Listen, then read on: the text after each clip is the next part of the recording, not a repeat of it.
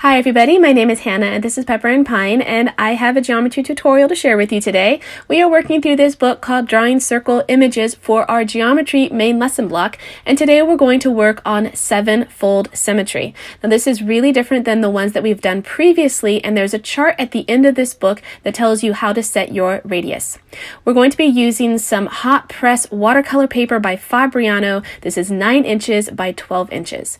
I'm going to set my radius to 4.3 centimeters, and I've eyeballed the center of my page, and now I'm just going to draw a circle using that radius, which is indicated in the book. Next, I'm going to reset the radius for 3.7 centimeters, and then I'm going to draw 7 arcs all the way around the circle, and this is going to be for our 7 division of a circle. Now, once all of those divisions are made, and I've just double checked to make sure that they're all even, now I can draw each of those circles. You don't need to do the arcs first, but I did want to make sure that they were all even before I made my 7 circles.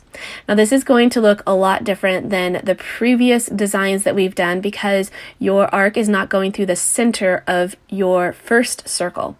Next, we're going to extend our radius so that it skips one of those arcs and goes all the way to the next one. You're going to use the center points of each of those 7 circles, and then you're going to draw these larger circles around them, and you're going to see some magnificent 7-fold symmetry emerge. Once it's done, I just want to erase any extra lines that I don't need, and then we can begin our watercoloring. In this case, because my entire design fit on the page, I'm going to go ahead and watercolor the entire thing. I'm using my Distress inks, which are ink pads that I've squished down onto my non-porous surface, and it gives me just enough ink that I can use as watercolors. Now, they can work as watercolors when they're wet, but they will dry permanent like ink. Now, you want to be really careful as you're working through this design so that you don't bleed outside of your pencil markings. And when you do, you can just lift the color with a little bit of water, and you can have a wet paper towel or a dry paper towel just to help absorb that extra ink. It will leave a little bit of a residue, so it's important that you are super accurate as best as you can while you're working through these designs. So far, from 3-fold to 7-fold symmetry, the 7-fold symmetry is my favorite. I absolutely love the way that these designs are coming together. And I also like the color choices I've used for these recent designs, just focusing on yellow, orange, pink, and some magenta. I've also used a little bit of my Heidi Swapp Color Shine just to give a little bit of shimmer to my inks, and I really like the finished look that it gives.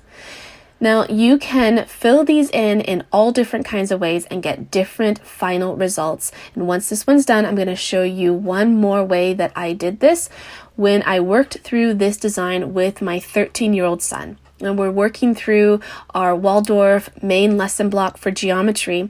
When I did this one with him, I colored in different parts of the design, and in the end, you'll be able to see how different and unique each one of these looks.